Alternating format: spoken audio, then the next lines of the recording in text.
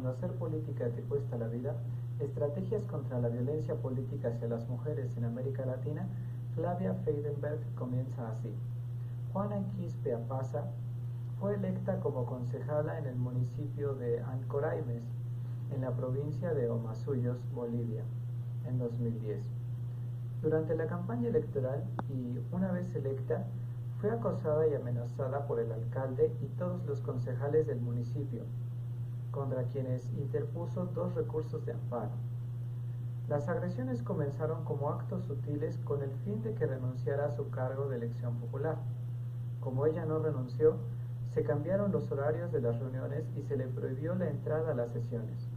Cuando eso falló, la removieron de su cargo, no le pagaron a tiempo su nómina, y aunque se le reinstaló el cargo en 2012, un mes más tarde murió ahorcada cerca del río Orcahuira, en la ciudad de La Paz.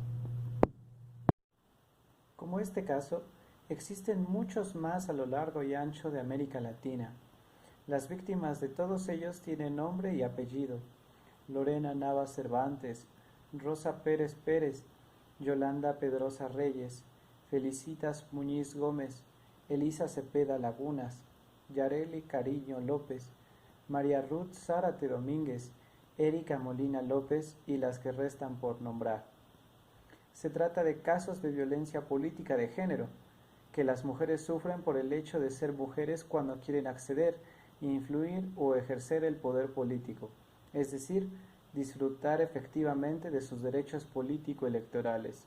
Durante los últimos 25 años, en América Latina se ha experimentado un significativo incremento en la representación de las mujeres en los órganos legislativos, debido a la adopción de cuotas de género que en algunos casos han llevado a la paridad.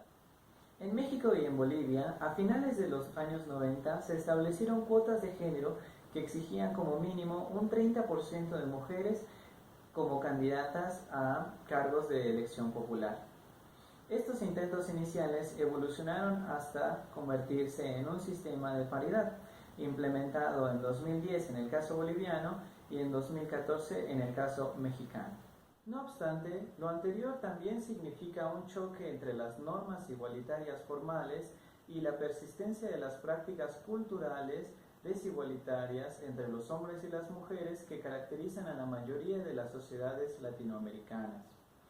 Todo ello ha implicado el incremento del acoso y de la violencia política hacia las mujeres, pues su presencia atenta contra el status quo y obliga a crear una nueva distribución del poder.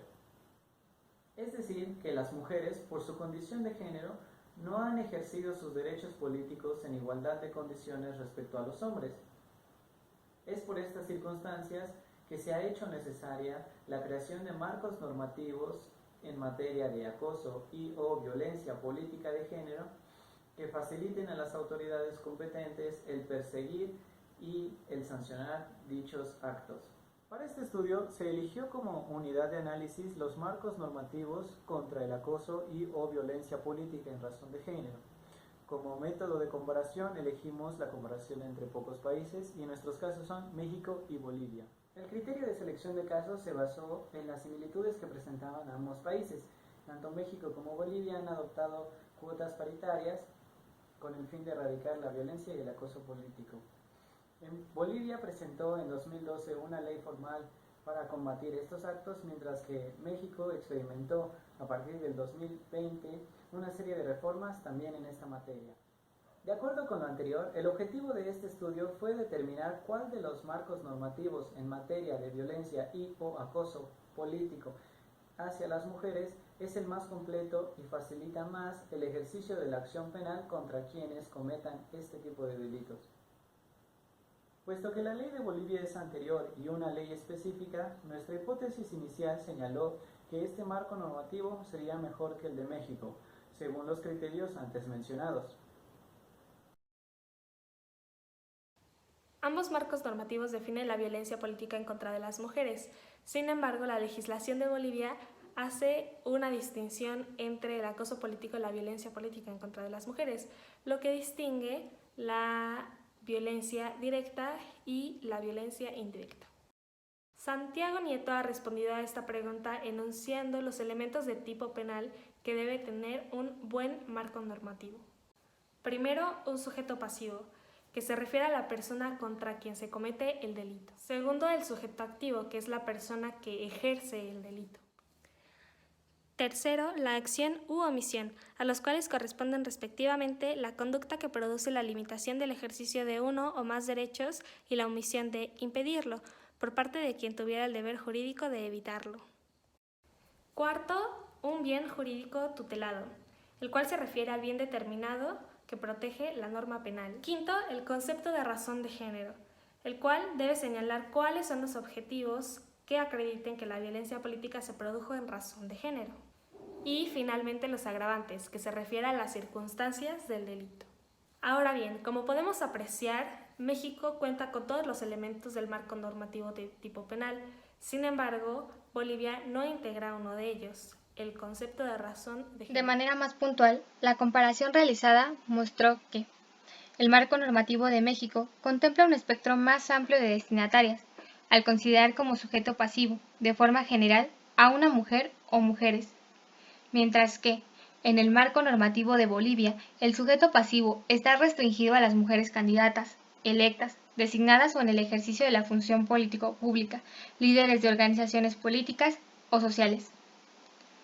Al respecto del sujeto activo, podemos decir que en el marco normativo de Bolivia, este se limita a funcionarios públicos, dirigentes de partidos y organizaciones políticas, así como militantes, lo cual visiblemente obstaculiza la posibilidad de sancionar a un particular o grupo de particulares, mientras que, en el marco normativo de México, el sujeto activo puede ser cualquier persona, lo que ha permitido, de acuerdo con el Registro Nacional de Personas Sancionadas en materia de violencia política contra las mujeres en razón de género, sancionar, por ejemplo, a periodistas y ciudadanos. Por su parte, dentro del rubro de acción u omisión, el marco normativo de México contempla una mayor diversidad de posibles manifestaciones de la violencia política, al igual que un listado de supuestos más amplio que el de Bolivia. De modo general, puede decirse que el bien jurídico tutelado, en ambos marcos normativos, es el derecho de las mujeres a una vida libre de violencia, al igual que los derechos político-electorales de las mismas. Como se mencionó anteriormente, el marco normativo de Bolivia no contempla el concepto de razón de género, es decir, que no establece la variable género como motor impulsor de estos actos, mientras que el marco normativo de México sí, entendiendo que las acciones u omisiones se basan en elementos de género cuando se dirigen a una mujer por su condición de mujer, cuando la afectan desproporcionadamente o tienen un impacto diferenciado en ella. Finalmente, el catálogo de agravantes en el marco normativo de Bolivia es más amplio que el del marco normativo de México. No obstante, este solo es aplicable cuando se trata de una sanción administrativa por falta grave, mientras que, en el caso de México, los agravantes son aplicables a las sanciones penales. Al hablar de marcos normativos, es importante tomar en cuenta el apartado de sanciones penales. Además, en materia de violencia política contra las mujeres, es necesario que exista un régimen de responsabilidad diferenciado y agravado para quienes cometen este tipo de delitos. En las leyes de México y Bolivia, para delitos equivalentes, las sanciones por violencia política hacia las mujeres son mayores que las sanciones generales. Los siguientes cuadros nos muestran que, de manera general, sí.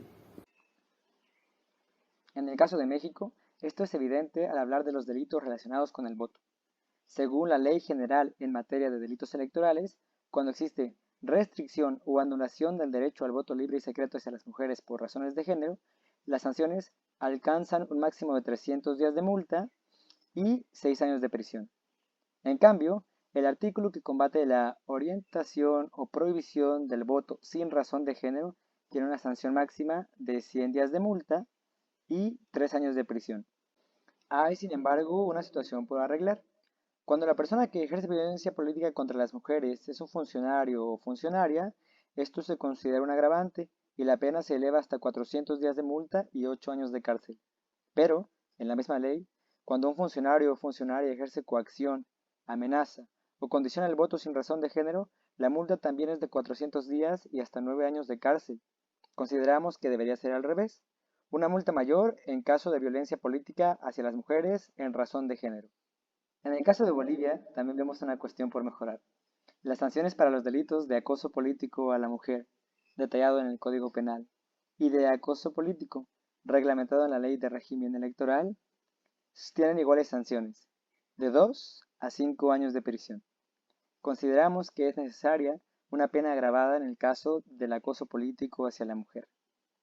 El apartado de violencia política no tiene un correlato general y además tiene sanciones más graves que el acoso, de 3 a 8 años de prisión, lo cual vemos como algo positivo en términos de régimen de responsabilidad diferenciado. Finalmente, en relación con las sanciones administrativo-electorales, observamos que las leyes de ambos países las contemplan. Las diferencias más importantes residen en que México cuenta con muchos más sancionables que Bolivia.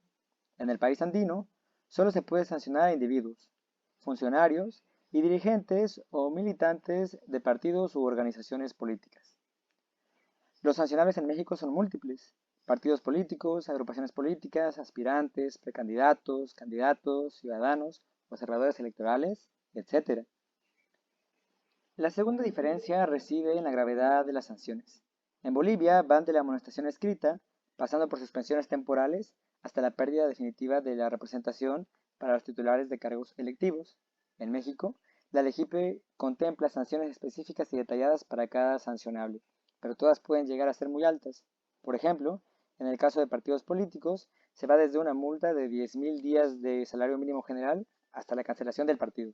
De noviembre de 2020 hasta mayo de 2021, de acuerdo con los datos del Registro Nacional de Personas Sancionadas en materia de violencia política contra las mujeres en razón de género, se han registrado 67 casos de violencia política contra las mujeres en razón de género, mientras que de acuerdo con datos del Ministerio Público de Bolivia, en este mismo periodo se registraron 30 casos de acoso político contra mujeres y 24 casos de violencia política contra mujeres, sumando apenas 54 casos. Entre el 2000 y 2009, la Asociación de Alcaldesas y Concejalas de Bolivia levantó un promedio de 28 violencias políticas en contra de las mujeres. En ese sentido, cabe preguntarse si tras 9 años de haberse sancionado la Ley 243, los casos deberían de haber disminuido. En este sentido, comprobamos que el marco normativo de México facilita más que el marco normativo de Bolivia el ejercicio de la acción penal.